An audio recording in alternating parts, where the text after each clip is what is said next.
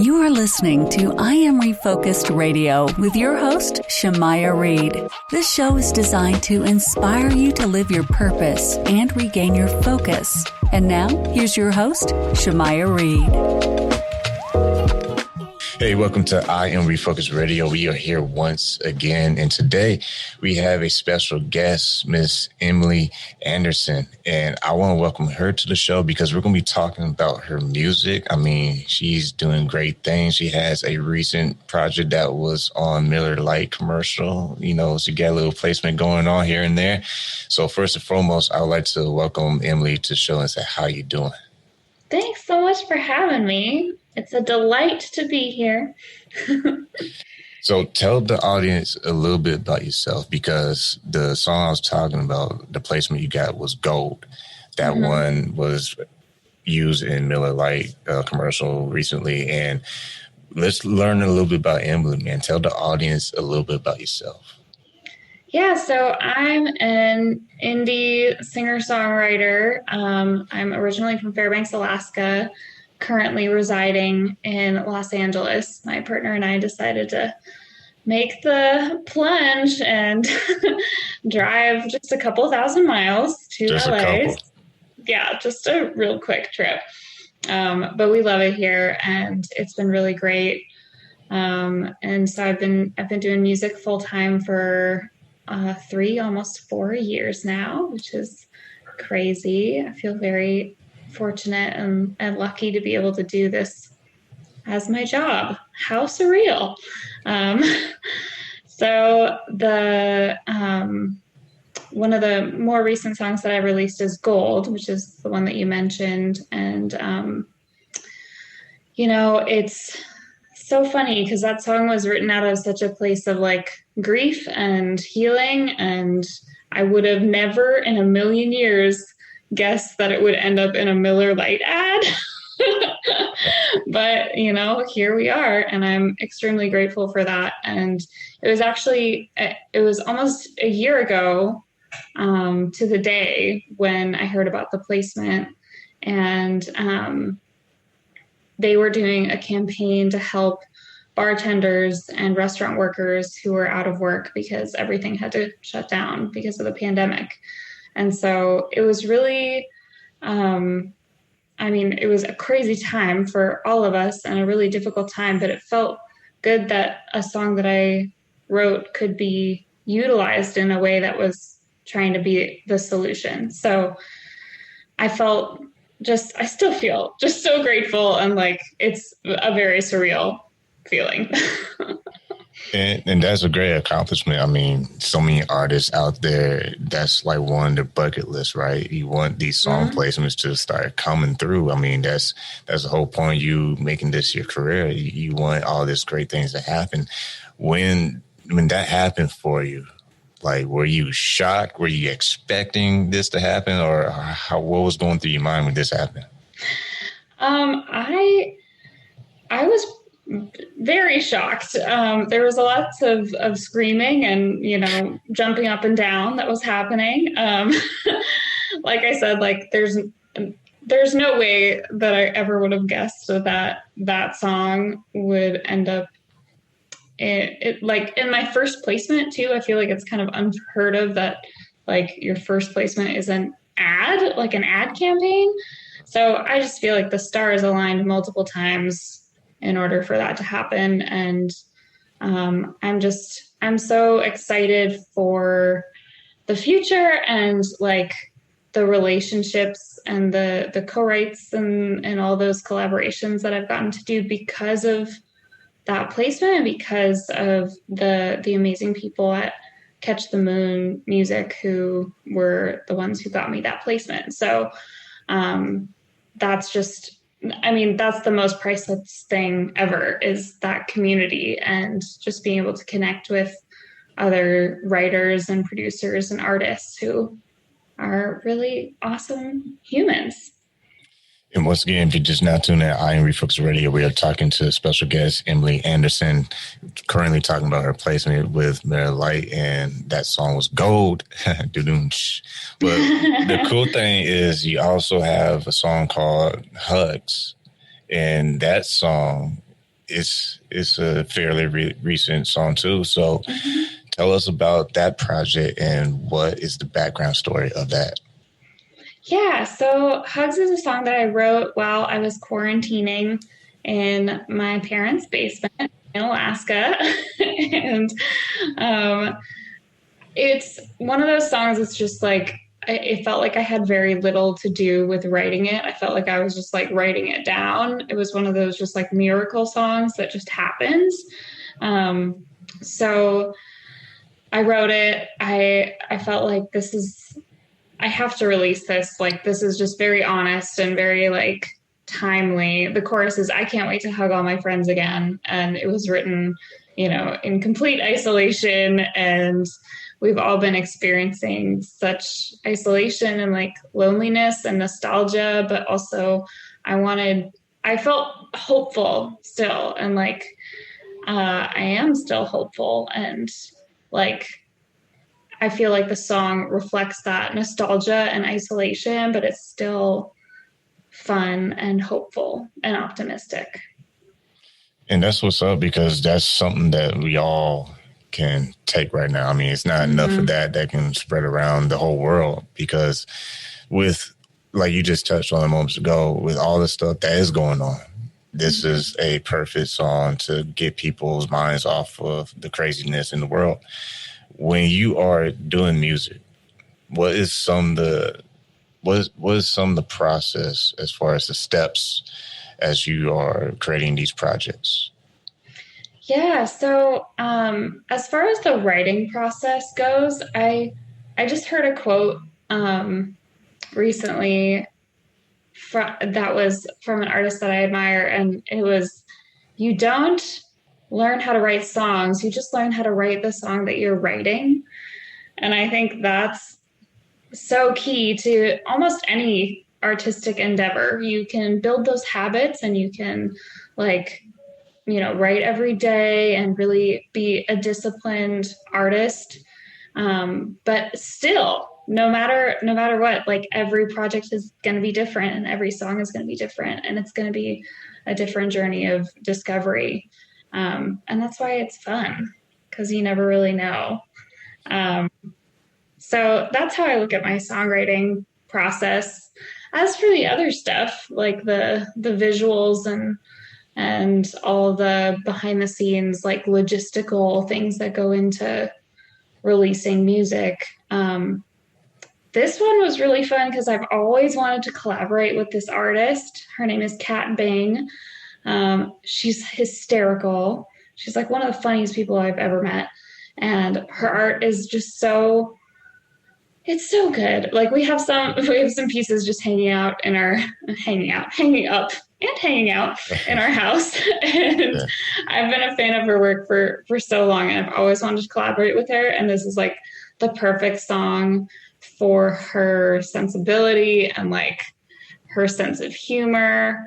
Because I wanted it to be sweet, but also like kind of funny and like, so I think she brought all of those really sweet, whimsical. They're like, so for the video, if you haven't seen it, it's me alone in a room on a couch singing with my guitar. And then these little animated creatures come up from behind the couch and then start like interacting. And it's very cute and sweet. And also like, I am in isolation. There is nobody there. These are like my imaginary friends that I'm eating a cheese board with. So there is like a bittersweet feeling to that. But yeah, I love Kat Bing, and I love that project, and I love that video. So I'm very, very happy with how it all turned out. I mean, from Fairbanks, Alaska, all the way to LA, what is it like with your experience being from Alaska and commuting to LA when you're doing some, cool music stuff? What are the comparisons to both areas? What's the major difference between both areas? It's so funny because I feel like they both have, like, no place is perfect.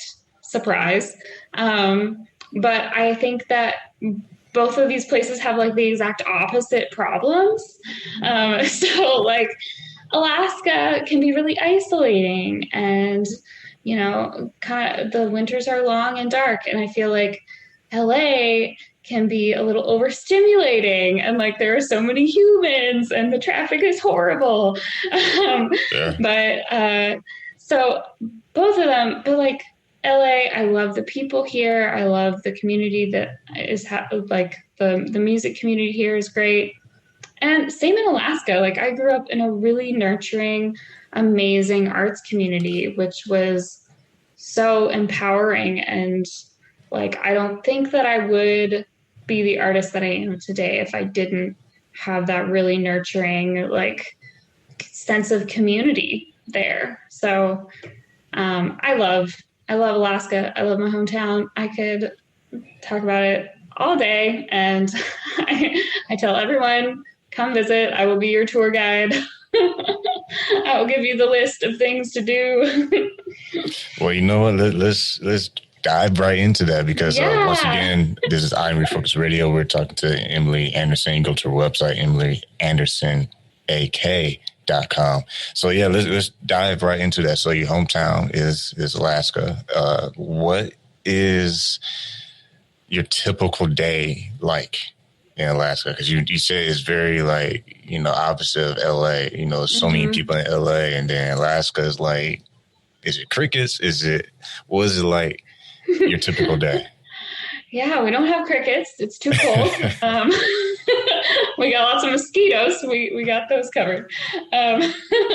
So I'm from Fairbanks, which is in the interior of Alaska. So there are different regions of Alaska where the weather is really different. It's about 2.5 times the size of Texas. So it's larger than Georgia. Yeah. So I'm in the interior. So we're like in a valley. It's the widest temperature range in the world.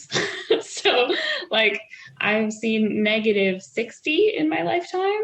Man. And it's also gotten like above 100 in the summers. So like the winters can be really, they're really dark, but it's also really beautiful. And you can see the aurora, like even though it's dark out, since there's snow, it's kind of, it reflects the moonlight, it reflects the stars. So it's not the same kind of dark as it is like in a place that doesn't get snow.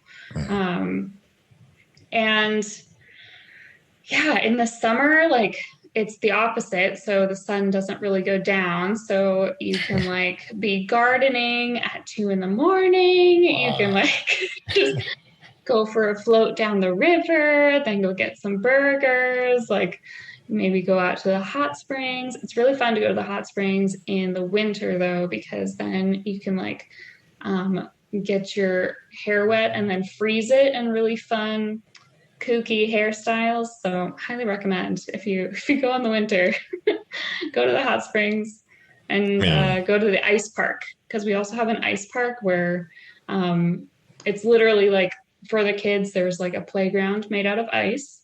And then there are ice sculptors that come from all over the world and compete in like these insane, beautiful, elaborate ice sculptures. So that's what you can do in Fairbanks. So painting the picture for those listening to this I Am Refocused Radio, how is shopping like then? Because I'm curious now. So how is it when, you're doing your daily stuff, what's the shopping scene like in grocery store like, paint that picture for us, because this is very interesting. Yeah. So we're obsessed with Fred Meyer. Are you familiar with that grocery store? Okay. Fred Meyer's is amazing.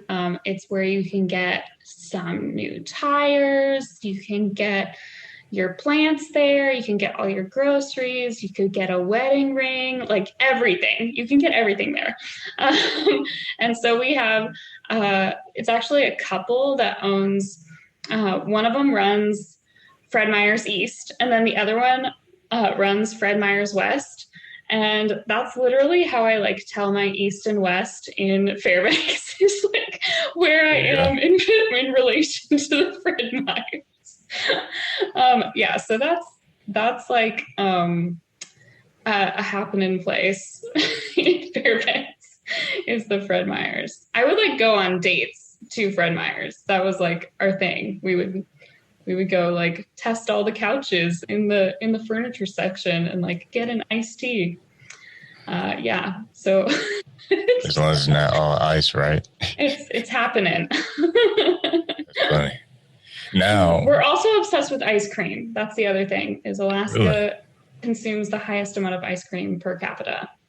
Do y'all make it outside? Do y'all make the ice cream outside? Yeah. That's funny. So how is it with the community? Because in Alaska, I mean, how many people you hear about, you know, bragging about Alaska compared to LA? So I'm going to dive into Alaska for a minute. Mm-hmm. What is the community like? What are some of the traditions that happen in your area? Gosh, there's just so much amazing art and artistry that comes out of Alaska. And Fairbanks, I'm so grateful for it because like there was like an active like metal scene. There was like the folky scene. There was, you know, there's the musical theater. Like you could do anything. There wasn't this like kind of hierarchy or like if you wanted to join something, you could find a community. You didn't have to like, you could just come as you are, which I think is so cool and so empowering and like really allows people to try new things and like open themselves up to new experiences. And I just remember as a high schooler, I was in choir. So I was in like the local choir. I decided to start a choir at my school. I like started a barbershop quartet group, like a cappella group. Nice. I was a big nerd is what I'm revealing. Being company. Yeah, it's great. And I was in a band. I was in like a folk band that we all wrote our own songs and did shows. And so I just feel so lucky that I was able to do all of those things. And it's not because I am super talented or that I was like, you know, amazing. It was just that it was available to me and people would come out, people would come to shows and they were enthusiastic. It's not bad for having a Miller Lite, you know, placement. It's not bad, you know, that's not bad. You should work a little bit harder, man. Like, yeah. Come on now. But by the way, you listen to I Am Refocused Radio talking to Emily Anderson. Go to EmilyAndersonAK.com. And you also have done stuff for video games. Mm-hmm. I mean, you talk about nerds, so let's go into the technical stuff because how in the world did you get to do stuff with video games? And tell us that story. Yeah, so another thing of on the list of things that I never would have expected for my professional life. That's a book right there. Right. Truly, it is. So I never really played video games growing up. And I have only really played like one video game as an adult. But I am friends with this super talented, amazing video game composer. We met at school and always kind of stayed in touch. And I've always just like so admired the work that he does. And it got me to kind of dive deeper into video game music and video games as an art form. And I've just gained like so much perspective and respect for that art form and that form of storytelling. And so I'm just like, I love it. I feel so grateful that he asked me to collaborate with him on a few games. And so I was able to write these songs for, there's one VR game called The Stars Between Us. And it's really cute. It's like Bejeweled, but in space. And there's like a love story that's happening. So it's adorable. And then the other adorable game is called Calico. And it's just like a really relaxing game where you can go to all these different cat lands, like islands, and explore. And then you bring the cats back to your cat cafe. It's very cute and very relaxing. And so I got to collaborate on those projects and write the song for the trailer. And yeah, it's really cool. It is also very cool and surreal to see and hear your voice in a video game. Now that's very interesting because music artists listening right now or aspiring to be music artists, what is the difference between a song for a video game and then just a song? Or is it like the same, or is it similar? Because that's very interesting. Yeah, that's a really good question. I would say that it's all a form of storytelling. So when you're writing a song for yourself, you're writing your story. And when you're writing a song for someone else or for a different type of storytelling, you're still writing a story, but you just have to keep in mind, who are you writing it for, and what point of the story are we? Like, what messages do we need to communicate in this moment? So I think any songwriter is capable of putting themselves in their shoes and putting themselves in another person's shoes. It's really all about just like empathy for a different perspective and maybe a different way of writing that you wouldn't have done on your own. That's cool right there, because I never really heard that from someone who made songs for video games. So that's like exclusive right there. So any music artist who wants to think about considering doing, music that is tailored for video games, I mean, you just got an inside scoop of what she just said. Someone who dropping some wisdom, right? You dropping some really good golden nuggets for people to pick up. So what do you, hate to ask this question, but a hot seat question for you. You have a preference now? Like, now that you're into the video game world, do you like that a little bit more than the middle light placement type music? Or is it a combination of, I'm going to just attack everything that's available? I like it all. And I mean that so genuinely. I've always had this dream of being able to build a life around music where I can do all of these different things. I never really wanted to just do one thing. So this, like doing video game music and doing, my own music and writing for, I've been doing a lot more writing like with sync in mind and like TV and film and all that good stuff in mind. And then I also teach, and I really enjoy teaching. So I have always wanted to do that. I've always just wanted to do like everything that I could in music. And so I love it. I love it all. Songwriting is like my favorite thing in the world. So any way that I get to do that and make people happy is the best. And you just opened eloquently.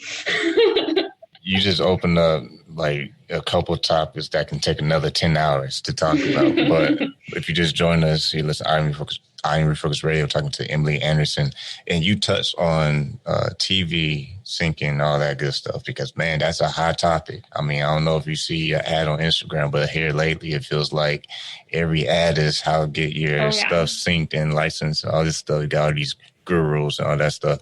Mm-hmm. You're like a masterclass waiting to happen, because you say you do teaching. Do you teach artists, or do you teach people strictly songwriting, or is it a combination? I love teaching songwriting, and I also have been teaching a lot of ukulele, which is really cute. Nice. I was honestly very like skeptical and hesitant to get into teaching, and I think that came from a place of stubbornness because whenever someone would ask me what I was studying at school, I would be like, "Oh, I'm studying music," and their immediate question was always, "Oh, are you going to teach?" And I think that's because that's the only like job that people know about in music. Like you're either a music teacher or you're Beyonce. And there are so many different jobs in between those. And so I was, out of stubbornness, I was very hesitant to teach just because I was like, no, I do not teach. But, it turns out I actually really like teaching. So Well, I think a lot of people listening is going to be waiting for your master class to drop because I don't know about that. I'm just saying, because the fact that you're not just a songwriter, I'm going to plug it again. You have a Miller Lite placement. Yeah. Hello. That's big. Not anybody can say that, you can say that, but not me. I can't sing it. I can't sing it. Trust me. No, my lane's talking. I can talk, but I can. Oh, wait. But back to you. When you have all these talents, not just one type of talent within the music industry, would you be open to doing some kind of training for music artists up and coming? I'm asking for the person in the back that's like, hey, I want to sign up for her class. I don't know. I feel like I really want to focus on my own artistry and getting to the point where I have more than just one placement before I feel comfortable teaching other people how to do it, because I really want to hone my craft and hone and, earn that clout, AKA, I don't want to just ride that one thing that happened, AKA, she's very humble, y'all. She's very humble. She eating that humble pie. Like, it's no humble pie left, man. But no, I get that. I respect that, because we might have to do another interview when you do launch your master classes. There we go. I like it. But before we let you go, because time flies by when, you're having fun, is what they say. I always say the ice is just on the stove, so it's really going fast. When you think about the possibilities, because COVID-19 has, like you said earlier in the show, it has really put a lot of people in reflection mode, where it's like, okay, how do I prioritize, things in life? How do I do better in this area in life, and, spend more time with friends and family, and, go in my career full throttle? Like, what is some of your best learning experience going through COVID-19 and dealing with still pushing yourself to be a creative person? Yeah, I think just learning how to revel in the stillness and walk through all of the uncertainty has been a really life-changing and perspective-shifting thing for me, because I'm so used to, go, this tour, next tour, like being very busy and kind of in a spinning my wheels sort of way, not really in like a productive way all the time. And I think that we're addicted as a society to this illusion of busyness and exhaustion being a badge of honor. And I want to step away from that and really be more intentional about my time and my energy and how I can best be of service. And in order for me to best be of service, I have to not be exhausted all the time. Man, if you drop a meditation song, I'm gonna get that ASAP, because you just got that really cool vibe when you're storytelling. I mean, you're a songwriter. You're a legit songwriter, man. I see why you got that placement with Miller Lite, because man. Oh, thank you. When we wrap up this show, because I hate saying goodbye on good interviews, but when you see the opportunity of also being that educator. You found your way to give back to people because you teach multiple things. What is the legacy that you would like to leave for anyone who experiences your music lessons or just hears your song on radio or middle light ad? Yeah, that's a really great question. I think the biggest thing for me is I want people to feel seen and understood and know that they're not alone, because I know how heavy and how deep that loneliness can feel. And if my music can even help someone feel seen and connected, even for just, that 3 minutes and 30 seconds, that's the best legacy that I could ask for. And like we say on I Am Refocused Radio, man, this is exclusive talking to Emily Anderson. Man, it's from Fairbanks, Alaska to LA, California. I mean, man, hot and cold, cold and hot. I mean, that's really cool. I love the story. I love the interview. And what would you like to tell your listeners, your fans out there? Oh, just thank you. Thank you from the bottom of my heart. And if you're interested in listening to more of my music, you can find it all on EmilyAndersonAK.com, or all of my socials are Emily Anderson AK because of Alaska. So that's how you find me. Well, my other joke is it's Emil Yandersonak. Another way you can remember. That's clever. That's clever. But like we say on the show, we always say, stay focused. You got to do that every day, but also make sure you keep God first, because that's the main thing. And then peace. But that's something I don't like doing when it's a dope show. So I'll say see y'all later. But once again, thank you, Emily Anderson, for being on I Am Refocused Radio, allowing us to have an exclusive insight on your world with music, and best wishes to you. Thank you so much, Samaya. Thanks so much for having me.